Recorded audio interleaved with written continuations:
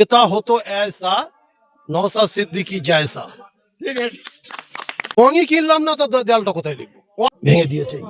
এই এই দেখেন, আপনারা একটু দেখেন, ঘুরিয়ে দেখেন, মেরে হাত পা ভেঙে দিয়েছে, পা ভেঙে দিয়ে সে আলাদা সরাসরি আমরা প্রশ্ন করব যে এই ভাঙড়ে দীর্ঘদিন ধরে যে আইএসএফ এর কর্মীদের জেল দেয়, মানে কেস দেয় একের পর এক, কিন্তু এই কেসের দেওয়ার পরে আমরা আইএসএফ এর ছেলেরা তারা অনুষ্ঠিত করেন, কিন্তু ওরা যে টার্গেট করছে যে যে আইএসএফ এর কর্মীদের সবসময় টার্গেট করছে যে তাদের কিভাবে কিনে নেবো বা তাদেরকে কিভাবে আমাদের দলে নিয়ে আসবো। যদি আইএসএফ এর কর্মীদের বা আপনাকে যদি টিএমসিরা যদি অফার করে যে কিছু টাকা দেবো আপনি ওদের দলে যাওয়ার জন্য, আপনি কি যাবেন? আপনি যে প্রশ্নটা করলেন, সর্বপ্রথমে বলি তার কিছু নমুনা এই আজকেরকার এই অনুষ্ঠান, খাওয়া দাওয়ার অনুষ্ঠানটা দেখি আপনারা বুঝতে পারছেন কম বেশি। কারণ এরা ওদের কথায় বিক্রি হবে, টাকা দেবে কি দেবে ও বিষয়টা পরে বলছি, ওই প্রশ্নটার উত্তরটা আমি পরে দিচ্ছি। কিন্তু এই যে হবে কি না তার প্রমাণটা আজকে আপনি পেয়ে গেলেন। তো এখানে আজকে যে মূলত অনুষ্ঠানটা হচ্ছে, খাওয়া দাওয়ার আমরা যে প্রোগ্রামটা করলাম, কিছুদিন আগে টিএমসিরা বল খেলার মাঠে, আমাদের পোলেহাট বল খেলার মাঠে খেলা দেয়। সেই খেলার মাঠে আমি আমাদের অঞ্চল নেত্রী যারা আছে, জাহাঙ্গীর ভাই আমাদের অঞ্চল সম্পাদক, আর আমাদের অঞ্চল সম্পাদক হচ্ছে মানে অঞ্চল সভাপতি হচ্ছে আমাদের উসমান মিস্ত্রি।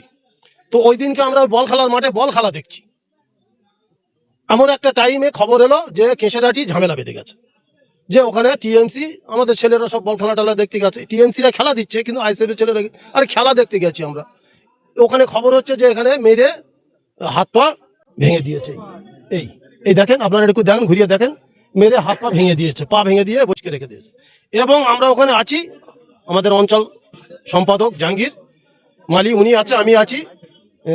খবরটা যখন পেলাম আমাদের থানায় ডাক করলো, পুলিশ টুলিশ এসে থানায় আমাদের ডাক করলো, আমরা থানায় গেলাম। ওরা আমাদের এনার চাচা, মানে অঞ্চল সম্পাদক এনার চাচা ভাইপোকে মেরেছে, ওরা এসে মেরে পা ভেঙে দিল। আর কেস খাচ্ছে, আমাদের কেস দিচ্ছে, আমরা ওখানে খেলা দেখছি, আমাদের নামে কেস দিচ্ছে। এই নেচোর সরকার, এই নোংরা সরকার, এই নাপাক সরকারের কোনো ইনসাফ নেই, কোনো ইনসানিয়ত নেই, কোনো বিবেক নেই, বুদ্ধি নেই। মানে এর মতো নেচোর, এর বাড়ির ফ্যামিলি পা ভেঙে দিল মারধর করে, আবার এদের নামে কেস দিচ্ছে এরা। কিন্তু ওদেরকে বলছি যে এত উত্তেজিত হবেন না। আর এখনো আর একবার বলছি যে পানি আর গরম করবেন না। কারণ একটু এই মাত্র যে আমরা অনুষ্ঠানটা সারলাম, আমাদের সেই নেতা এতদিন পরে জামিন পেয়ে আছে। আমাদের অঞ্চল সভাপতি উসমান মিস্ত্রি বলছে বলে আমাদের নেতাটা এতদিন এদিক ওদিক ছিল, তা আমরা যখন জামিন নিয়ে এসেছি, আজকে আমরা একটা খাওয়া দাওয়ার প্রোগ্রাম করব।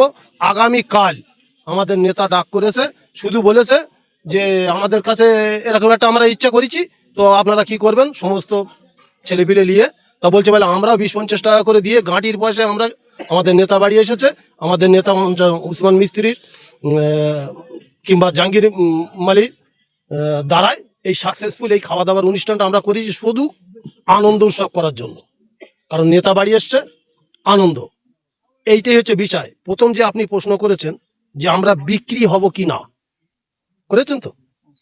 তো তার আগে একটা উদাহরণ দিয়ে আমি একটু বলি। ওরা যে গল্পটা শোনায় না, বড় বড় লিডার গল্প শোনায়, তো ওরা আর বক্তব্য দিয়ে মানুষের সামনে সেরকম কোনো রাস্তা ওদের নেই, মানে সেই মুখ নেই।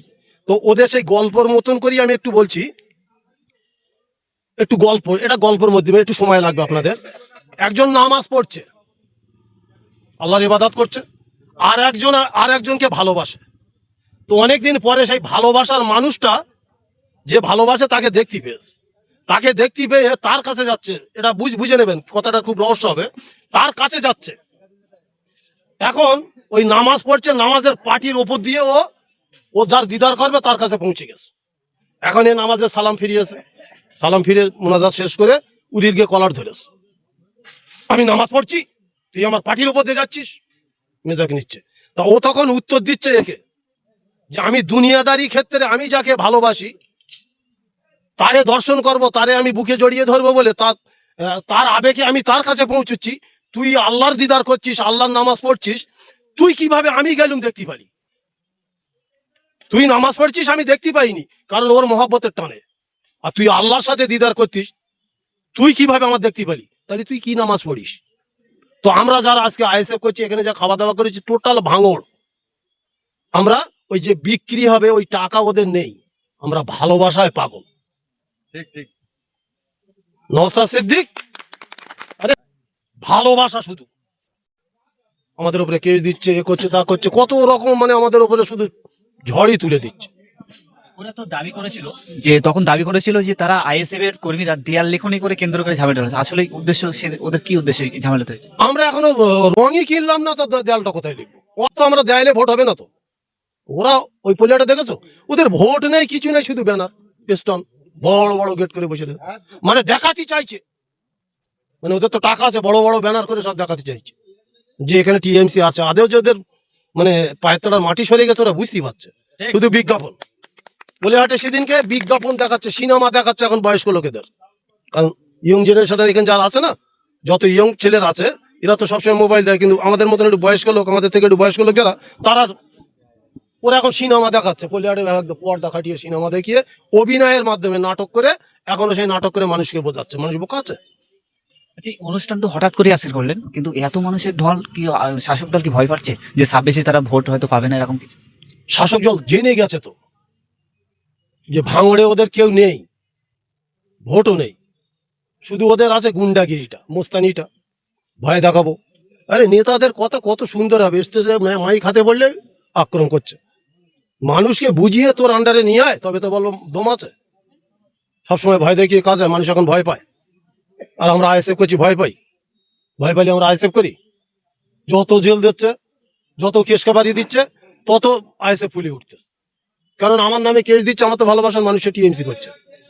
ওরা জানে এই আইএসএফ এর এত জনপ্রিয়তা বাড়ছে কেন? ওরা এখন মানে কি বলা যায়, আইএসএফ আমার নামে যদি আমার নামে কেস দেয়, আমার অনেক ভালোবাসার লোক আছে, তার মনে ব্যথা লাগবে।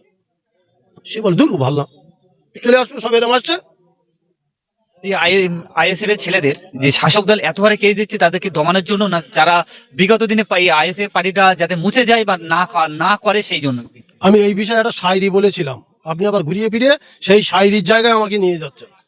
তো সেই শায়রিটা বলবো, বললে কিন্তু আবার কিছু কথা বলে ও একই কথা বলে।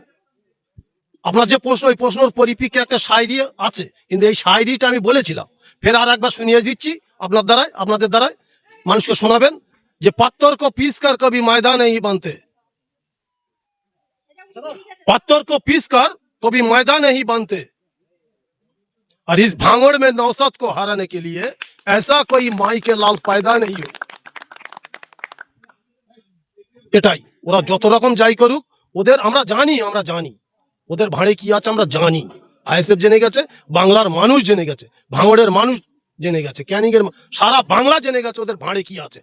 ওদের ভাঁড়ে শুধু অপার দাও, দিদিমণি অপারের রানী 500 টাকা করে ফের বাড়িয়ে দিলে ম্যাডামদের, বৌদিদের, মানে মায়েদের, বুনিদের। আরে 500 টাকার কোনো কাজ হয়? এখন এক বোতল 1 লিটার সয়ের তেল কিনতে গেলে 250 টাকা নিচ্ছে। কি বোকা বানাতে চাইছো বাংলাকে? আর হবে না, মানুষ চেতনা হয়ে গেছে, আর হবে না। কর্ম চাই, কাজ চাই, শিল্প চাই।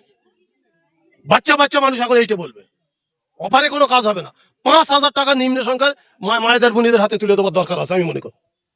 আচ্ছা, মানুষ তো সব পেছনেই বলছে যে আমরা কর্ম চাই, যে লক্ষ্মী ভান্ডার, যুবক শ্রেণীর কিছু চায় না, কিন্তু সামনে এসে তারা তো কিছুই বলছে না। সব কথা বলবে, সত্যি কথা বলবে, এমন মানুষ আজকালকার জবানে খুব কম বলা যায়, মানে পাওয়া যায়। তাদেরকে কেস দিতে পারে এমন ভয়তে মুখ খুলছে না এই জনসাধারণ। তো বললাম যে সত্য কথা তুলে ধরার মতন, মানে যারা তুলে ধরবে, আফসোস তো এই জায়গাটাই, যারা তুলে ধরবে, যাদের কথাটাই গ্রান্টেড হবে, মানুষের কাছে গ্রহণযোগ্য হবে, তারাই আজকে মুখ বন্ধ করে রেখে দিয়েছে। আমাদের মতন আম মানুষ কেন আপনাদের সঙ্গে কথা বলবো? আমরা তো তাদের ধরে এগোবো কিংবা এগিয়ে যাব, কিন্তু আমাদের কেন বলতে হবে? এসব ওরা বলবে না। প্রত্যেকটা দেখেছি এই যে খরচ, জামিন থেকে জেলে যাচ্ছে, জেল থেকে আবার ছাড়া পাচ্ছে আইএসএফ কর্মীরা, তারা এই সমস্ত খরচ কারা বহন করছে? আইএসএফ এর মানে লিডার যে চেয়ারম্যান আছে নওশাদ সিদ্দিক মহাশয় কি? আরে বাবা, নওশাদ সিদ্দিক এখানে আসলে আমরা চা খাওয়াই, আমরা ভালোবাসি আমাদের নওশাদ ভাইকে, আব্বাস সিদ্দিক ভাইকে। নওশাদ সিদ্দিক ভাইজান ভাঙড়ে আসলে যে চায়ের অনুষ্ঠান হয় না, মাঝে মাঝে চায় চক্কর হয়, আমরা পয়সা দেই। ভাইজান কি দেবে? আমরা তো ভাইজান আছে বলে দিওয়ানা হয়ে ভাইজানের সাথে আছি, তো ভাইজান আমাদের খরচ করবে? শাসক দলে তো ঘুরলে তাদের টাকা দিচ্ছে, তাদের সংসার চালিয়ে দিচ্ছে, কিন্তু এই বিরোধী দলের তো নিজেদের গাড়ির টাকা খরচ কেন করছেন আইএসএফ? মহব্বত, সে কথা আগে বললাম তো, মহব্বত একটা আলাদা জিনিস। আমাদের মতন ছেলেপিলেদের ভাঙড় কেন, টোটাল পশ্চিমবাংলা যদি অফার টফার দিয়ে বসে যায়, যেটা বুঝবে না, এরা বসবে না, কিন্তু ভাইজানকে যদি ওরা বসিয়ে দেয় এরা বসে যাবে। ওরা ভাই, আমরা আমরা আমাদের কথা বলছি, ভাইজান যদি তো বসে দেয় আমরা বসে গেছি, ভাইজান যদি আছে তাহলে আমরা আছি, এটাই ব্যাপার। এসব ভালোবাসার ব্যাপার। ছাব্বিশে কি আমি করি বলি ভালোবাসার ব্যাপার কেন বলছি, নেতা ভাইজান, ভাইজানের মতন বাংলায় আর একটা শায়রির কথা মনে পড়েছে আপনার এই বক্তব্যের মাঝে, তবে শায়রিটার অনেক বিস্তারিত আছে, সংক্ষেপে বলছি। নেতা আজকে ভাঙড়ে কেন, ভাঙড়ে 2021-এ ভাইজান এসছে, 21 থেকে এই 5টা বছর এখনো পূর্ণ হয়নি। এই বিধানসভার ভোট হলে তারপর পূর্ণ হবে, তাই তো? এই 5 বছরের ভিতরে মানুষ ভাইজানকে চিনেছে, দেখেছে, বুঝেছে, নানান রকম দিদিমণি পর্যন্ত টক্কর দিয়ে, কেস দিয়ে, জেল মানে টেনে টেনে নিয়ে কত রকম ভাবে বাহানা করেছে, কালিমা মালিক তো করেছে, এমনকি ধর্ষণ কেস, আর যে কথা মানে নাম শুনলেও পাপ হয়, সেটা পর্যন্ত দিয়ে দিয়েছে। দিয়ে ভাইজানকে খতম করে দেবে, শেষ করে দেবে, মানে বসিয়ে দেবে, রাজনীতির থেকে মুছে দেবে। নওশাদের মতন লিডার থাকলে আমাদের ক্ষতি হবে, এই নানান রকম একটা চিন্তা ভাবনা করে টোটাল টিএমসি দলটা नौसद पेছনে পড়ে আছে, বুঝতে পেরেছো? इसीलिए नौसद को देखकर ये शायर कहती है, और ये शायर कहती है, नेता हो तो ऐसा नौसद सिद्दीकी जैसा।